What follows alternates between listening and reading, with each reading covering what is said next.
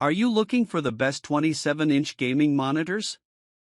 In this video we will look at some of the best 27-inch gaming monitors on the market. Before we get started with our video, we have included links in the description, so make sure you check those out to see which one is in your budget range. Number 1. Asus ROG Swift OLED G27Q. The best 27-inch gaming monitor we've tested is the Asus ROG Swift OLED G27Q. It's a 1440p OLED monitor with fantastic gaming performance and excellent picture quality. It has a 240Hz refresh rate that helps offer a smooth gaming experience and has a near-instantaneous response time for incredible motion handling across its entire refresh rate range. It also has variable refresh rate (VRR) support to reduce screen tearing. Its OLED panel offers excellent picture quality, especially if you game in dark rooms. Its near-infinite contrast ratio displays deep blacks, and the monitor gets bright enough to make highlights pop. However, this technology has some drawbacks, as it doesn't get bright, and OLEDs risk permanent burn-in with constant exposure to the same static elements over time. If you play different games or watch varied content, this isn't a major concern, though, and you still get fantastic gaming performance. Another downside this monitor has is that there are bugs with its HDR performance and input lag on its original firmware, so you need to update it to the latest firmware for the best performance. If that concerns you, you can also consider the LG G27Q EB, which uses the same panel and has fewer bugs but doesn't get as bright. Number 2. Sony INZONE M9.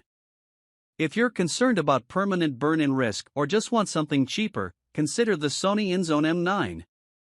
It doesn't deliver the same deep blacks as the Asus ROG Swift OLED G27Q because it doesn't use the same OLED panel, but it still has an OK local dimming feature that helps improve the black levels, and the monitor has great peak brightness.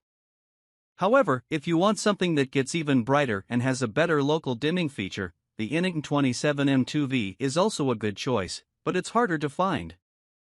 One advantage of the Sony over the Asus is that it has a higher 4K resolution, which results in more detailed and sharper images. It also has HDMI 2.1 bandwidth that lets you take full advantage of HDMI 2.1 graphics cards in current-gen gaming consoles, and it even has a few features that you can only use with the PS5 like auto HDR tone mapping to optimize the HDR performance in games.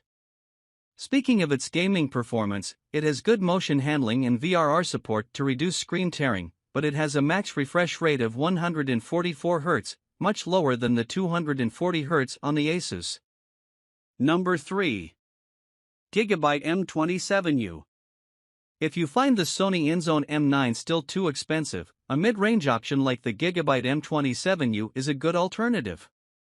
It's very similar because it has a 4K resolution and 160Hz refresh rate and delivers excellent gaming performance. However, the main trade-off is that it has worse picture quality with an inferior local dimming feature.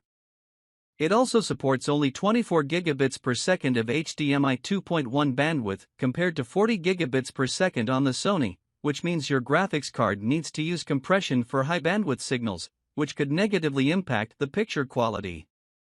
However, you'll still be happy with this monitor unless you need the best picture quality possible. Besides that, it has everything you'd expect to find in a gaming monitor, like FreeSync VRR and GSANC compatibility. It also has a fast response time, and it even has a backlight strobing feature that aims to improve the appearance of motion, and it works at the same time as VRR, which is something many monitors can't do. If you prefer something with a higher refresh rate than the Gigabyte, there are some good mid-range gaming monitors with a 240Hz refresh rate and 1440p resolution. That's the case with the Dell Alienware AW2723DF, whose 240Hz refresh rate can even be overclocked to 280Hz.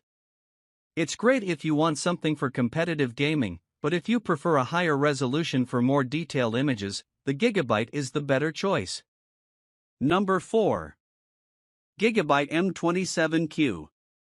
If you want a simple 27-inch gaming monitor and are on a budget, the Gigabyte M27Q is a good alternative as it's a lower-end model than the Gigabyte M27Q.